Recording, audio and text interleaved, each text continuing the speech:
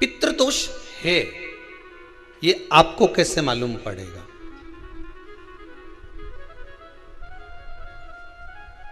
पितृ भूखे हैं, इसका तो वर्णन हमने पहले कर दिया कि रात्रि को जब आप सोने के बाद में 1-1.5 घंटे बाद अगर आपकी नींद खुल जाए, 1 घंटा 1.5 घंटा आप सो लिए, उसके बाद जो नींद खुली तो 1-1.5 घंटे तक अगर आपको नींद नहीं आ रही है, रात्रि को सोने के बाद में 1 घंटे बाद जब उठे तो आपको प्यास लग गई,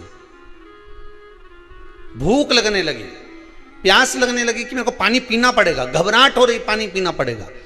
1-1.5 घंटे सोने के बाद अचानक नींद खुले और आपको प्यास लगे, समझ लेना आपके पितृ भूखे हैं और प्यास है।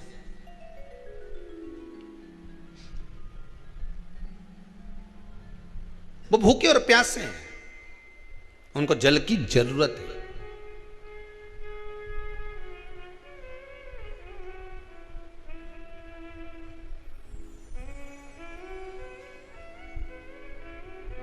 किसी भी नदी में, सरोवर में, कुंड में, बावड़ी में, तालाब में, आप तीर्थ में जाकर जब स्नान करते हैं तो स्नान करने के बाद एक काम का नियम बना लो कि अपने हाथ की अंजलि में जल लेकर अपने पूर्वजों को देना है। प्यासे रहते हैं, भाग मांगते हैं।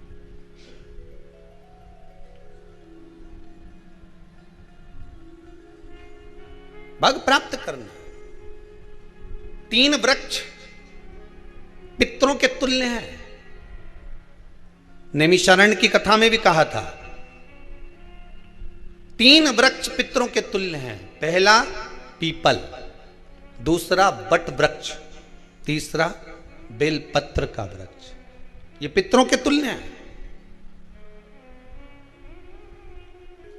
अगर आपको रात्रि में नींद नहीं आ रही है, ऐसा लगता है कि रात्रि को 1 घंटा 1.5 घंटा सोने के बाद कुछ गलत गलत विचार आने लगते हैं, नींद सुबह 3 बजे तक 4 बजे तक नहीं आती, 4 बजे के बाद फिर नींद आती है, तो एक प्रैक्टिकल जरूर कर कर देखना। एक प्रैक्टिकल करने में क्या जाता है, प्रयास करने में क्या कुछ जाता है क्या? प्रैक्टिकल कर कर देखना कि कहीं सियोर वाला महाराज झूठ तो नहीं बोल रहा, तो प्रैक्टिकल करने में कुछ नहीं जाए। 1 लोटा पानी लो, उसमें थोड़ा सा कच्चा दूध डाल लीजिए, श्राद्ध पक्ष चल रहा है, बेलपत्री का पेड़ या पीपल का पेड़ या बट का पेड़, इन पेड़ के नीचे ले जाकर उस दूध को दोपहर में सुबह 10 बजे से लेकर 12 बजे के बीच में ले जाकर चढ़ा दीजिए। रात्रि को फिर ना आपको प्यास लगेगी, ना भूख लगेगी, नींद एक बार लगी तो सुबह ही खुलेगी। प्रैक्टिकल करने में क्या जाता है? पानी डालने में तुम्हारा कुछ जाएगा? अरे बोलो तो सरी, हमें 10 रुपया का दूध जरूर उसमें, और तुम इतनी चतुर हो, इतना सारा दूध थोड़ी डालोगी, तुम 2 गड्ढा लगेगा। कहाँ तुम इतना डालने वाली हो है?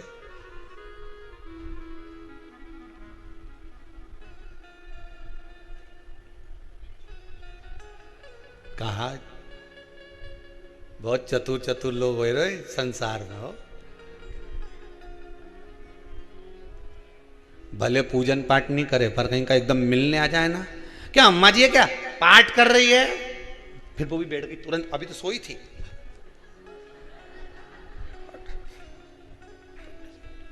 तुरंत। क्या पंडित जी हैं क्या, उनसे थोड़ा काम है, अभी माला जप रहे हैं, मालूम पड़े पंडित जी तो आराम से सेव फल खा रहे थे। अब प्लेट सोफा के नीचे घुसे, तुरंत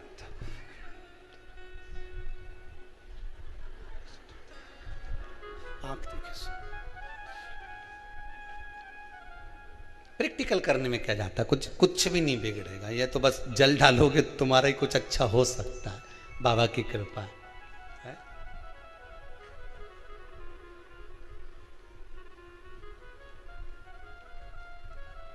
3 वृक्ष पितरों के तुल्य हैं। पहला जम के बोलिए पीपल, दूसरा बट वृक्ष, तीसरा बेलपत्री का वृक्ष। 3 पीपल के वृक्ष में 52,000 ब्राह्मण एक साथ निवास करते हैं, इसलिए पितृतुल्य है। बट वृक्ष ब्रह्मा जी के मस्तक से बना, इसलिए पितृतुल्य है। और बेलपत्री का वृक्ष माता पार्वती जी के अश्रु से बना। जब आंसू गिरे थे माता जगत जननी जगदम्बा पार्वती के, उस समय पर पितृलोक में हलचल उत्पन्न हो गई थी। हमारी नातिन की आंख में आंसू कैसे आ गए? मैनावती की पुत्री है,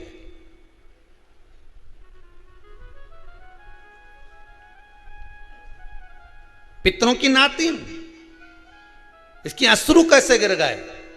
पार्वती जी ने कहा ये आंसू नहीं, मेरा पुण्य भाग प्रकट करती हूं बेलपत्री के रूप में। तो पितरों ने वर दिया था कि ये बेलपत्री का वृक्ष हमारा आशीर्वाद है, इसके नीचे अगर कोई दीप लगाता है, शिव को स्पर्श कर चढ़ाता है, उसके पितरों की शांति होगी। हम स्वयं उसको आशीर्वाद देने के लिए पधारेंगे। बेलपत्र का वृक्ष पितृतुल्य।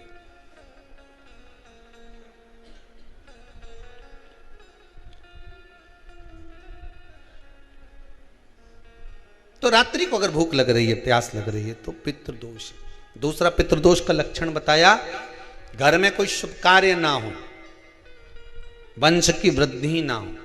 1 रुपये कमाओ, 1.25 रुपये खर्च हो रहे हैं, पैसा 10 जगह से कमाई आ रही है पर घर में टिक नहीं पा रही है, आया गया, पितृदोष है। जरा सी कटोरी पड़ी है, उसके पीछे विवाद चालू हो जाए, पानी ढुल गया उसके पीछे विवाद हो जाए, या छोटी छोटी बात में घर में क्लेश मचा हुआ है, पितृदोष है। समझ लो हमारे पूर्वज हमसे खुश नहीं, प्रसन्न नहीं। कोई कहता है गुरुजी श्राद्ध बड़े बेटे को करना चाहिए कि छोटे को करना चाहिए? शिव महापुराण की कथा कहती है, अगर जायदाद का पूरा हिस्सा बड़े ने लिया हो और तुमने अपनी माता का दूध ना पिया हो तो एक ही को कर लेने दो। अगर माता का दूध पिया है और अगर एक अंगूठी भी ली है, जरा सा एक कपड़ा भी अगर सास का लिया है, तो श्राद्ध तो तुझे करना ही पड़ेगा, करना ही पड़ेगा।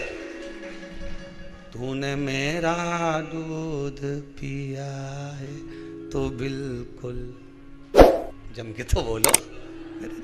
अगर तुमने उनका कुछ खाया है तो अब एक काम और हो सकता है, गुरुजी वो श्राद्ध अगर हम नहीं करें और बड़े भैया करें और हम उन्हीं के यहाँ चले जाएं तो चले जा, मना कौन कर रहा है?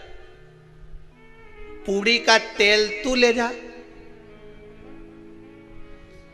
खीर का दूध 2 थैली तू खरीद के ले जा। जितना वहां वो सेवा करे उतनी सेवा तुम करो। गलत है क्या? जायदाद का भी तो हिस्सा किया था।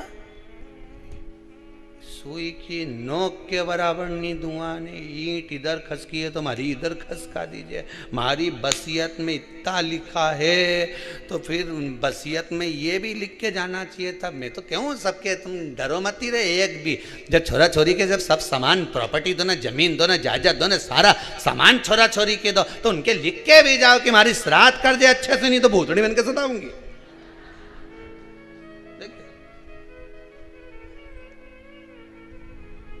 श्राद्ध करो। कितना दिया तुमको? बोलो, ईमानदारी से बोलना, कितना दिया? ढेरों।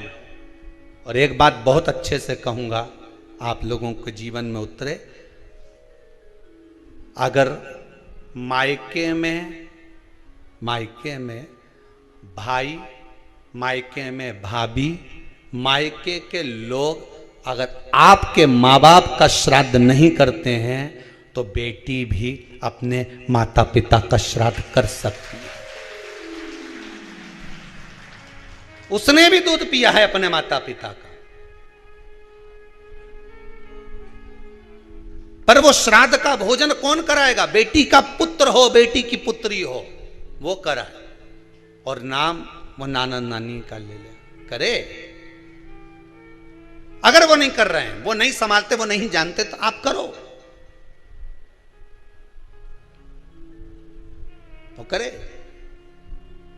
2 भाग होते हैं। जब एक रोटी गाय के मुख में दी जाती है, गाय के मुख में जब हम रोटी देते हैं, एक रोटी जब देते हैं, या तो गाय के मुख में 16 श्राद्ध में जब रोटी देते हैं तो रोटी को बीच में से तोड़कर, रोटी का जो भाग होता है उसको, मतलब ऊपर से फुलका का परत नहीं निकालना है, रोटी जो सीधी सीधी है ना, जैसे ये रोटी है तो इसको बीच में से तोड़ लिया, 2 भाग विभाजित कर लिया, नीचे वाले भाग में भी थोड़ा सा गुड़ शक्कर रख लिया, ऊपर वाले भाग में भी गुड़ शक्कर रख लिया, एक के ऊपर एक रोटी को रख लिया, वो गाय को दी।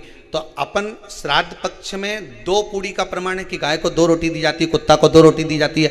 2 पूड़ी रख के देते हो, नहीं देते? आप लोग तो देते होगे, 2 पूड़ी के ऊपर पूड़ी रखकर, थोड़ा सा मीठा रखकर, नमकीन रखकर, कुत्ते को भी देते, 2 पूड़ी तोड़कर कागा को भी देते हो। 2 पूड़ी का प्रमाण कहां से आया? 2 भाग रोटी के टुकड़े का प्रमाण कहां से आया? श्राद्ध पक्ष में ही ऐसा क्यों किया जाता है? बाकी के समय पर तो कोई ऐसा 2 पूड़ी का प्रमाण ही नहीं, पर श्राद्ध पक्ष में ये क्यों कहा जाता है कि पूड़ी के ऊपर पूड़ी रख दे, उसमें मीठा रख दे, खीर शक्कर रख दे, गाय को दिया, कुत्ते को दिया, कागा को दिया, ऐसे क्यों कहा जाता है? उसका कारण क्या होता है?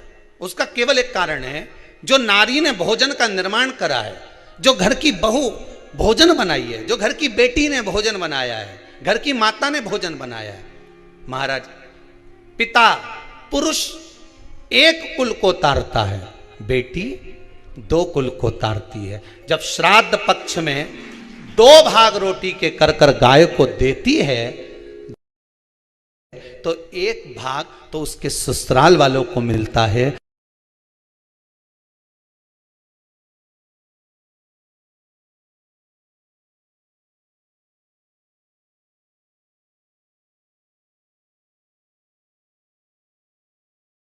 मायके को भी मिले, ससुराल को भी। जब गया जी का पिंड होता है तो नाना नानी सबका स्मरण कराया जाता है। 2 भाग,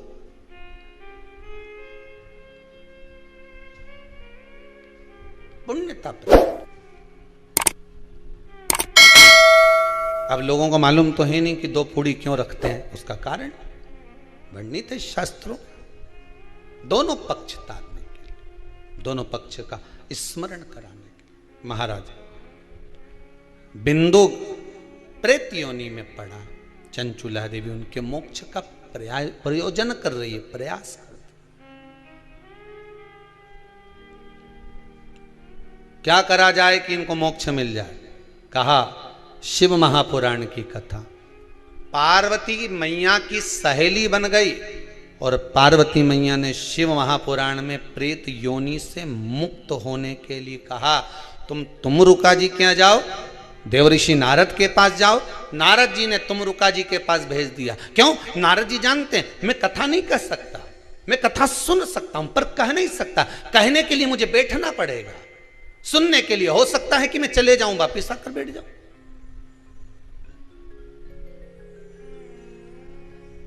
तुमरुका जी से कहा कथा कह दोगे?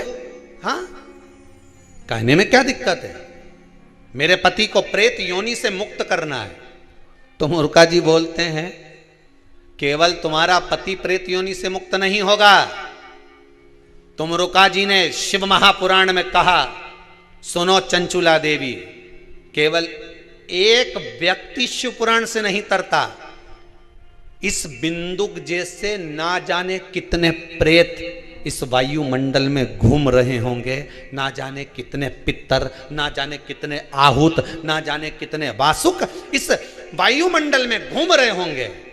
तुम्हारा पति तुमको दिखा नहीं, तुम्हारा बिंदुक तुम्हें कभी नजर आया नहीं, फिर कारण क्या था? बस मन में शांति नहीं है।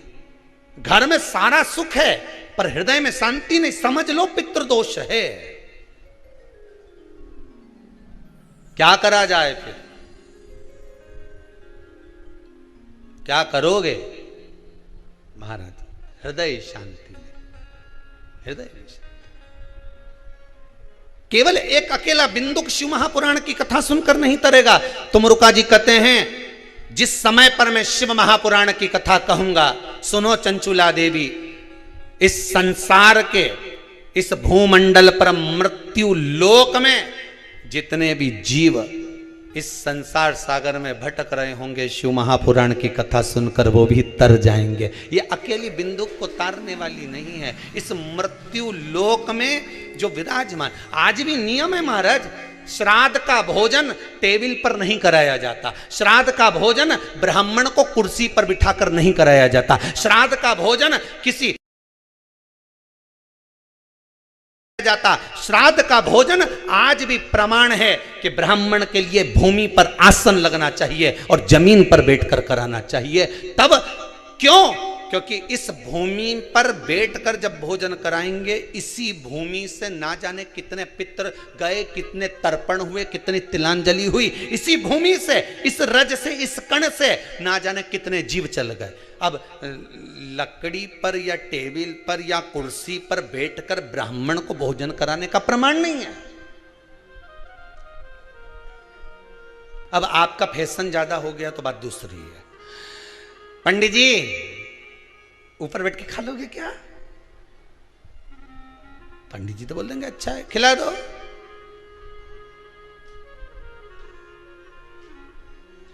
ऊपर बैठ के क्यों? वो झुकने में थोड़ी सी कमर लचक जाए, क्योंकि खीर परसेगी तो झुकना पड़ेगा। अब ब्राह्मण अगर भोजन करने आसन पर बैठेगा, तुम अगर थोड़ा झुककर परसोगी, ब्राह्मण के सम्मुख में आप थोड़ा सा भोजन कराते समय झुकोगी। जरा विचार करिए, यशोदा मैया के घर में संतान नहीं थी। यशोदा जी श्रावण के महीने में श्रावणी करने आए हुए ब्राह्मण को मात्र खीर परोसने के लिए गई थी। 52 साल की उम्र थी, संतान का सुख नहीं दिख रहा था, खीर परोसने के लिए गई।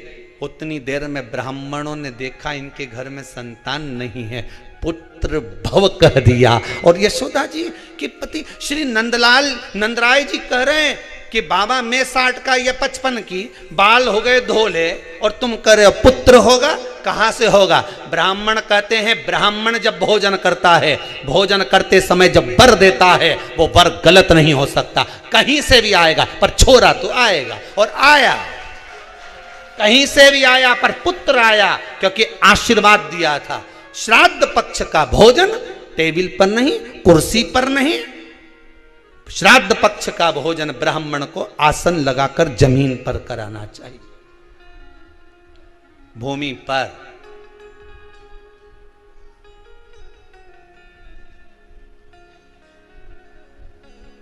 अब आजकल के ब्राह्मण भी थोड़े नीचे,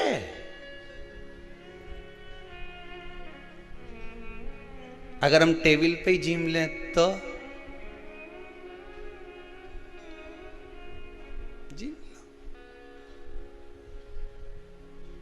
अब क्या बोले भी तो क्या बोले, तुम ही बताओ।